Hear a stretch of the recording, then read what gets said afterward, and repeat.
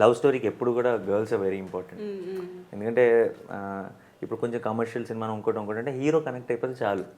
ఒక లవ్ స్టోరీలో అలా కాదు, అమ్మాయి కూడా మనకు నచ్చేసి వీళ్ళిద్దరూ ఒకటైతే బాగుండు అన్న ఫీలింగ్ వస్తేనే మనకి లవ్ స్టోరీస్ నచ్చుతాయి. సో అది చాలా క్రూషియల్. సో బిగినింగ్లో కొత్త అమ్మాయి అంటే ఆ కనెక్ట్ వస్తుందా, ఏంటి కరెక్ట్ చాయిస్ అని చాలా భయపడ్డాను. మొన్న ఫైనల్ కాపీ చూసి నేను ఇంకా ఎడిట్ షూట్లో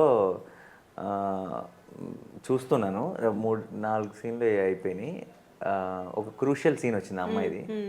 పక్కన మా కో-డైరెక్టర్ డైరెక్షన్ డిపార్ట్మెంట్లో సుబ్బు అని ఉన్నాడు. అతను నుంచొని చూస్తున్నాడు.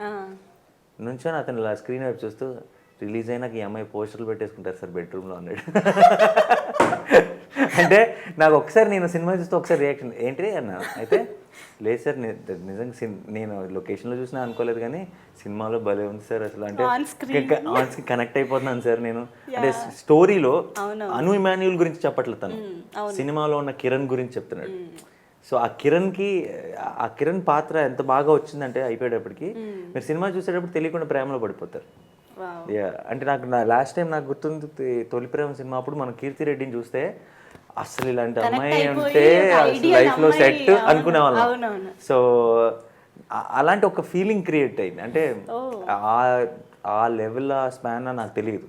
బట్ మీరు సినిమా చూస్తున్నప్పుడు డెఫినెట్గా మీరు కాకపోవచ్చు బట్ అబ్బాయిలు డెఫినెట్గా they will fall in love with that and even Priyashree. ఎందుకు ఇదంతా చేస్తున్నావు?